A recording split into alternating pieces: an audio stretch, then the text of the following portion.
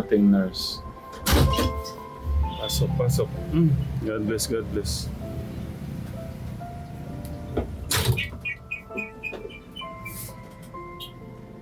Ano?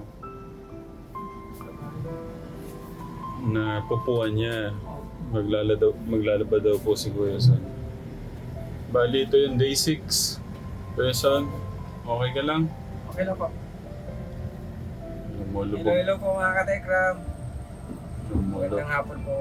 Lumulubog yung mata ng kuya, yung nurse natin. Kumusta yung mga ano? Nalipat na ba si tatay o doon pa rin? Yun pa rin. Hmm. Bali, ano tayo, yung kani-kanina lang po, nalipat yung sa tapos Swero. na mga kasi yung comment. Bali pang ilang ano na, yung pang ilang bag, anong tawag doon? Estimate ko baka nasa mga walo siguro. 8 na. Estimate ko lang. Labaday, labaday. Labaday, labaday! Ang bait ng inaanak ko. Uwi daw po siya para maglaban ng ano, pinupuan ni tata yung kumot. Amoy ko yung ano, popo. May ano, nahihigan po yung kumot.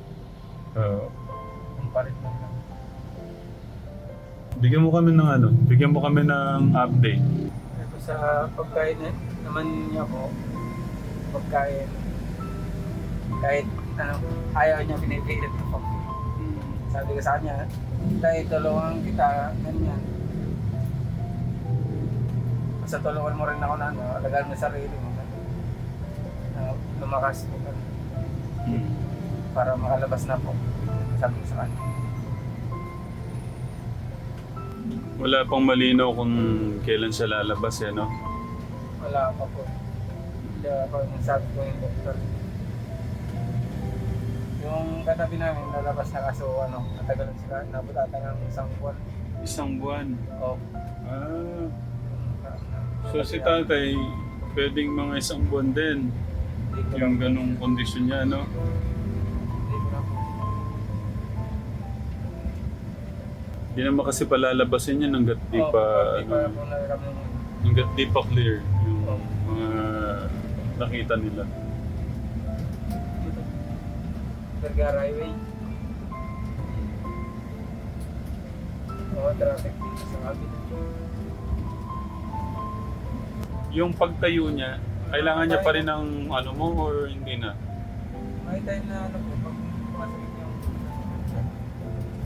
May time po. Gusto lang tayo ano niya. Hindi ka kaya dyan.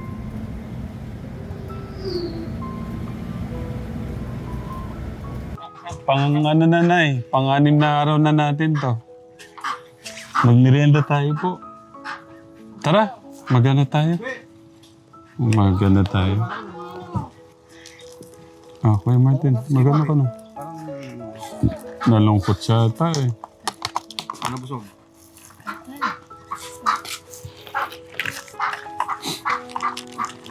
Ba't ako siya isa?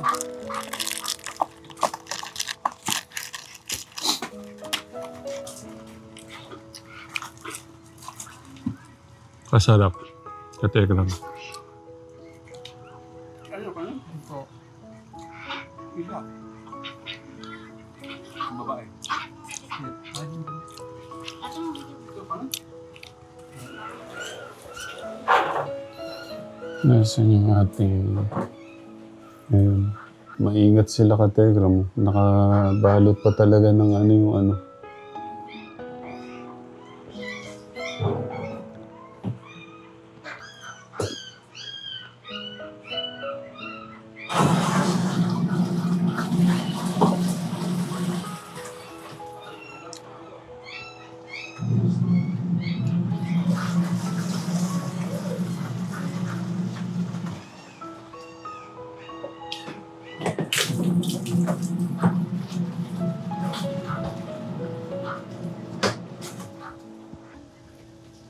Iba rin ho kasi makikita mo yung kapatid mo pagka may ganyan. Yung may sakit.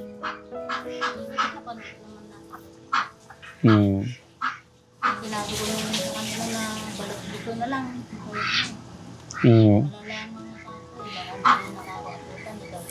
Siguro ganun din po yung ano no, na, kaya malayo po yung loob eh, no?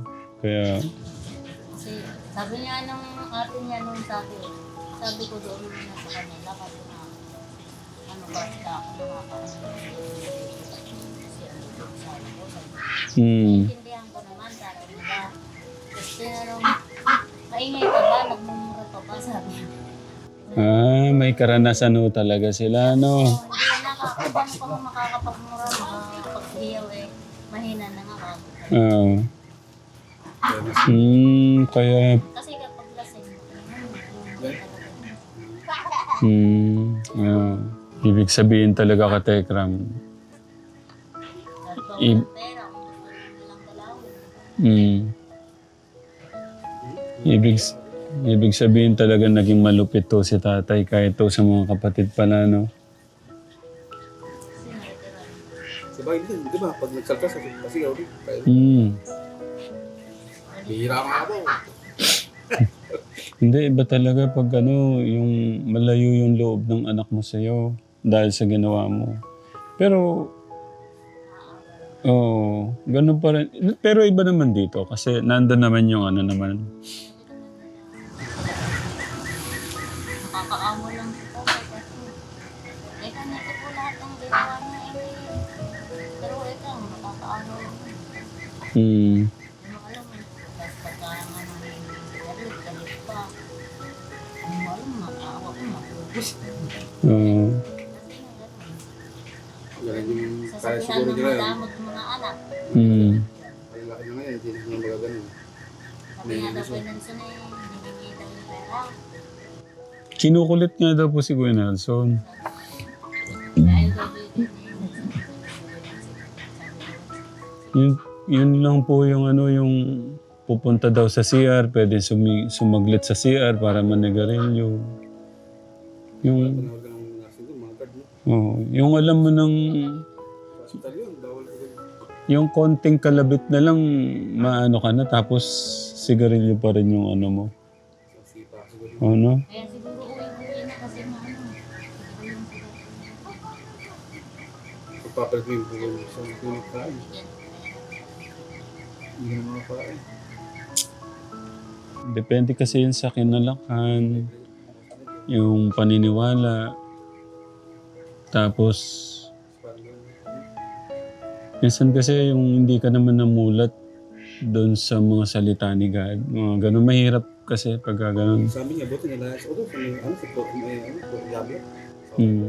Anong tawag? Purok?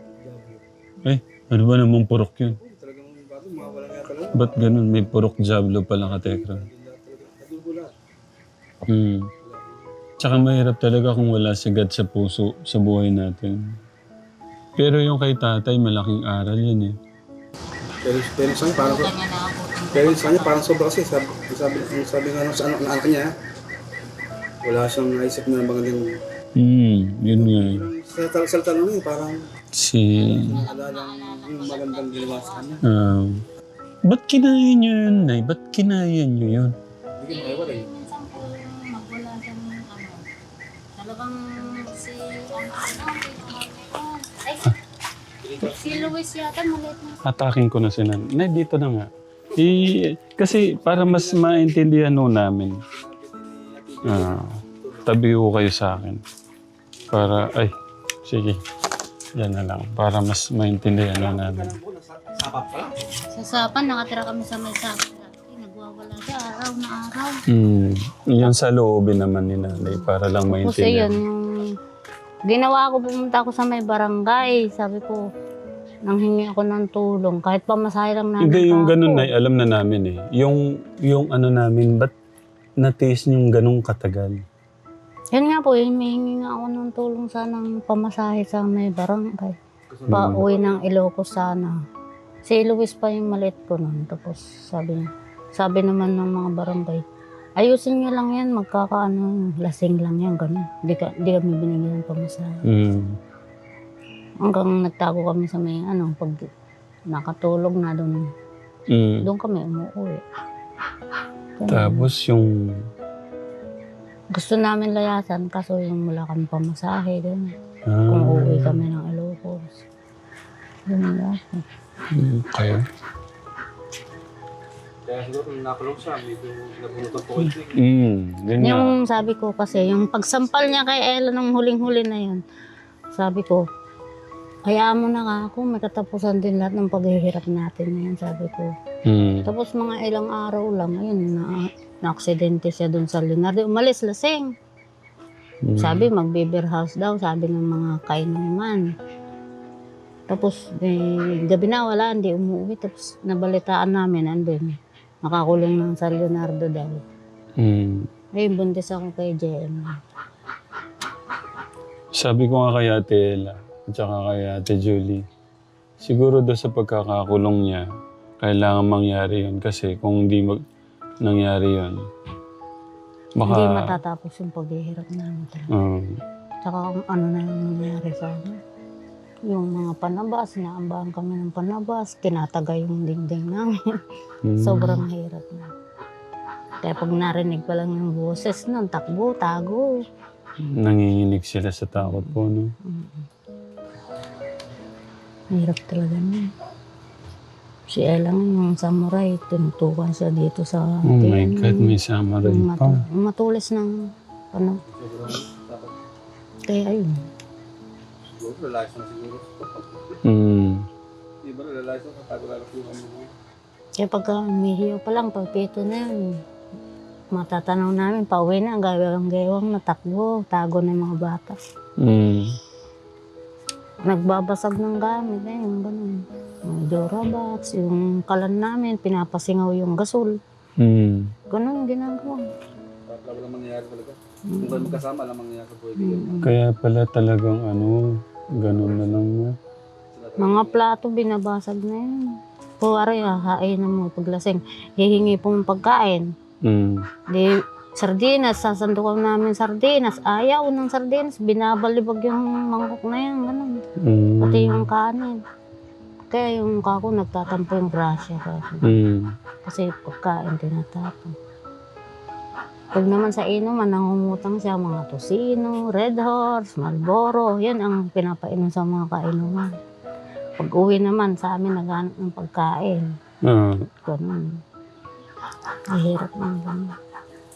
Kaya nung nakulong, parang mukay na yung buhay namin. Hindi na namin natitikman na hindi kumakain. Minsan na nga dati, isang beses lang kami kumakain sa isang araw. Tapos pupunta ka lang sa kapitbahay, magsabi, pera mo ng 2 gatang, gano'n. Thank you po sa paglaban nyo na eh. Kung di kayo lumaban, paano yung mga anak nyo na yun nung panahon na yun? No, Kuya Martin. Pagkapanganak ko kay JM, 1 linggo pa lang, lumusong na ako ng bukid.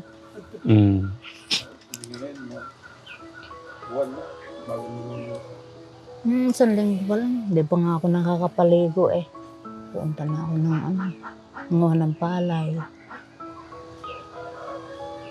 Magugutom na kayo. Magugutom sila, pati ka naman. Oo. Buti na lang nagpatuloy lumaban si nanay, no? Kunti. Pwede nagkawatakwa yung mga bata na yun, no? Pero ang tagal nagdusa din ni nanay pala, no? Ilang taon na yung ganun? Ilang taon si Anglon? Ilang taon na si JM? 10. 11. Ay, 10 na po si JM. Oo. Pero nung nagkakilala kayo na, siyempre hindi naman siya ganun. Nung una. Pero nung yung bago-bago pa lang kami, mga buntis ako kay Angelo po, ayun, umpisa na yun. Nag-umpisa na po. Si Angelo nga, binabalibag-balibag sa may mga sulok ng ganyan. Sa may, ganyan yung bahay namin dati, sahig. Oo. Kinukuha ko ayaw ibigay, bubuhatin babalibag na ganyan. Paano ka ako kung merong naka-anong pako, matusok yung ulo, gano'n. Ginagawa ko pagka nakakatakas kami, tumatakbo kami sa kapitbahay. Doon, hindi niya kami maaano kasi sa may kapatid ni kapitan, doon kami nagtatago, doon sa bukid. Sabi ko, tulungan niyo kami kako si mahabol kami, ganun.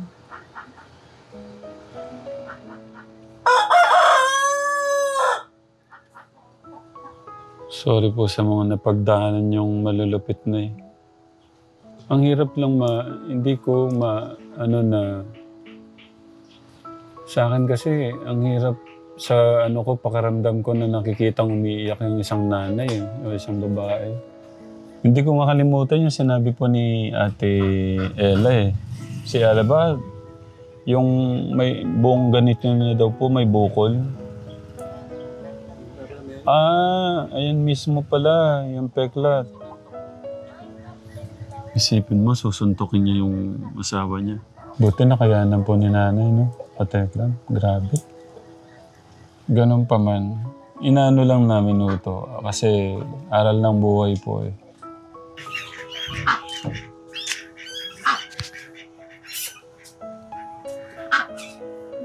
Galing ng caregiver natin, no? Nakalaban na po. Yung kumot.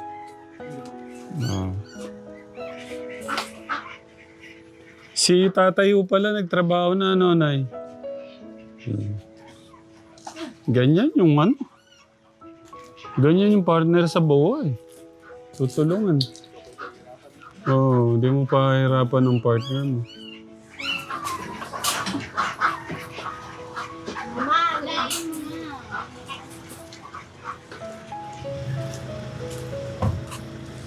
Ano na po kami? Ako lang. Ano na kami, Kuya JM? Gusto lang pakita yung pinakain ni nanay namin.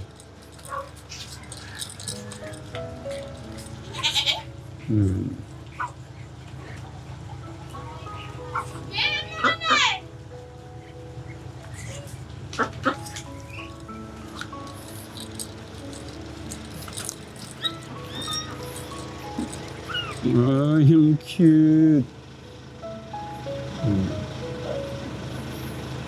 Okay. Sige na. Magpe-pray ha. Sige na ate. Nay, thank you po. Sige po. Ay, sorry. Naanak. Sabihin mo, tapos ka nang hawakan na to. Tapos na po tayo maglaba. Ay! May ano daw? Ay, naiwan si Si Bobby! Kuya Bobby, may iwan po. Ikaw, Kuya Martin. Napasarap ang tulog. Yung magpalit lang ang dami. Bali, tapos na po tayo maglaba. Babalik na po tayo kay Tatay Lucito para bantayan. Magaling ang ating vlogger. Okay po yung mga linaban mo niyan. Malinis. Malis na po. Sigurado ka. Maka-downy na. May dami ba? Malupit. Alaga sa downin tayo ngayon. Tatay Lucito. Para mas mabango. Ba? Biyahe lang mo kami dati. Mabilis lang po yung biyahe namin. May shortcut po kami sa bypass. Vergara. Vergara Highway. Opo. Iyan mo yung mo. Yung paa mo. Doon, no? Sandal ka doon. Kaso patag ka. Dapat pa ganito. Yan, pwede ka sumad doon sa... Ayan. Sige, biyahe po muna kami ka Tekram.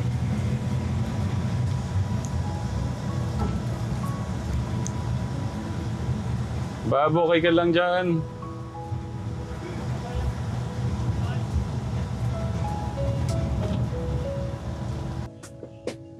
Hello po.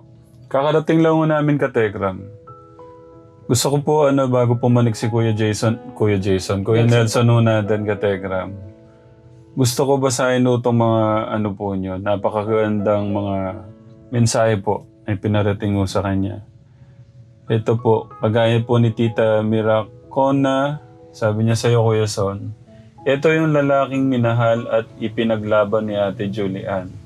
Napakabusilak ng puso. Kaya sa umpisa ko pa lang siya makita, nababaitan na talaga ako sa kanya. Na nakakabilib ang pagmamahal niya sa in-laws niya, lalo na kay Ate Julian. Big salute sa iyo, anak. Ingat ka palagi at thank you, Tatay Ram, sa full support sa family ni Kuya Chinito. Grabe tao. Ano masasabi mo yung Kuya Son? Big salute sa iyo, anak, sabi niya. Yun po. Ano po, Tatay Ram, ang masasabi ko lang po, kahit di mo man siya kadugo or ganun po, hindi po kadugo. Dapat kailangan pa rin pong tulungan. Kung ano po yung makakaya ko, bubuhos ko po yung best ko po na mapagaling po si tatay. Ay, grabe naman nun. Sabi ni Tita Jody Ventura naman, thank you Kuya Nelson, hindi nagkamali si Ate Julie sa pag pinaglaban ka. Alagaan mong mabuti si tatay nyo. Sabi niya. Next, si Tita Jo Maristanque, 8233. Noong una, inusgahan ka, kesyo, ganito, ganyan, but now, you proved them wrong. Thank you, Kuya Nelson. And sa Telegram Vlog na rin. Thank you po. Thank you rin po sa inyo. Sa pagtitiwala po. Yun lang po. Thank you po. Tito Romy Tableman. Tito, kumusta? Thanks Kuya Nelson sa pag-aalaga kay Tatay Luisito Senior. Also thanks Telegram Mission and family and supporters. Thank you Tito Romy. Si Tito Pieces Rhea. Mabuti naman at naghahanap na ng pagkain si Tatay Luisito kasi noon nasa bahay siya. Halos ayaw niyang kainin ng lugaw. Salamat Kuya Nelson, ikaw na ang caregiver ni Tatay. Maraming salamat po Tatay Ram at nandiyan kayo lagi nakaalalay kay Tatay Luisito. Ingat po kayong lahat sa pag-mission. Welcome po. Thank you din po. Tita Teams. Ayun si Tita. Ayan, napakalaking tulong ni Nelson sa sacrifice siya sa pag-aalaga kay Atay Luisito.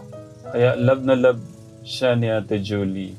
Napakabait. God bless Nelson. More views para maraming matulungan ang channel ni Telegram. Thank you, Tita Tin. Ate Tin. Glory Yang. Sana naman palitan naman ng mga anak si Kuya Nelson para makuuwi at makatulong ng makatulog na maayos.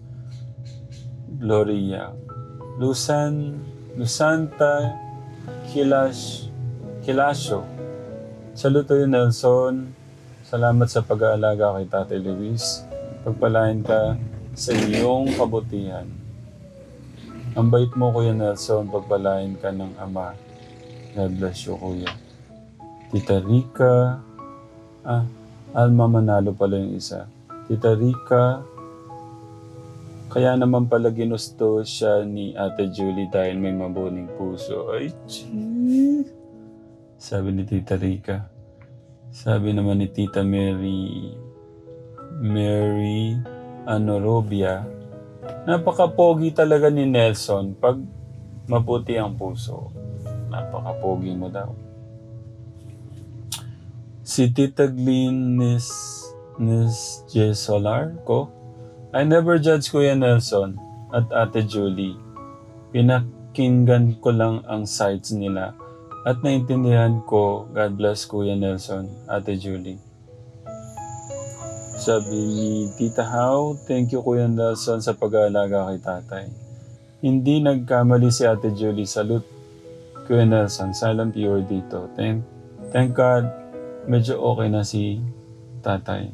Amen.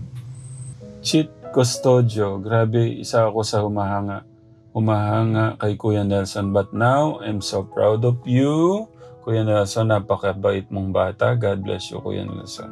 Hindi ko nababasahin lahat kasi baka abutan siya ng ulan ka Tekram. Pero, good job.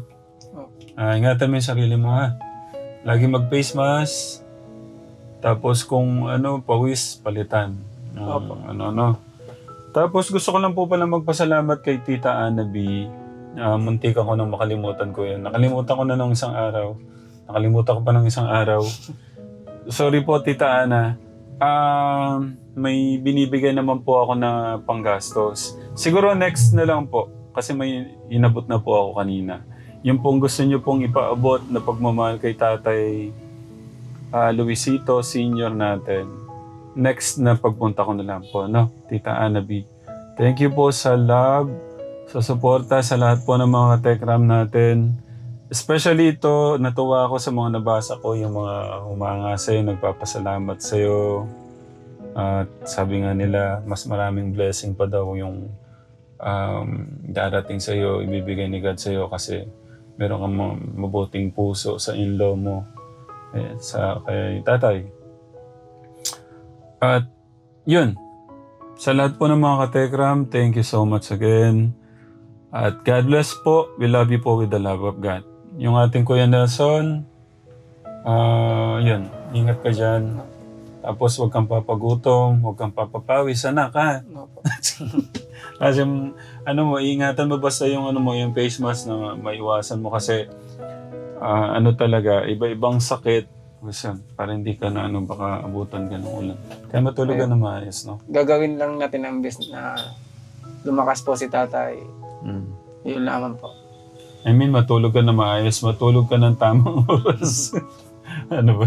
Ay, sabi ko pagka... Basta ano tayo, umingiti pa. Ayan, no? Okay. Okay, sige na. God bless, God bless. Yung binili mong ano. Hindi, wag na yan. Palitan mo na. Bumili na lang po. Oo. Yung ano. Dito tayo na pa ako. Ito po yung binili niyang bagong ano. Pakita natin. Ayan. Bumili po siya ng bagong kumot. Para ano. Ayan. Alam! Ayan, no?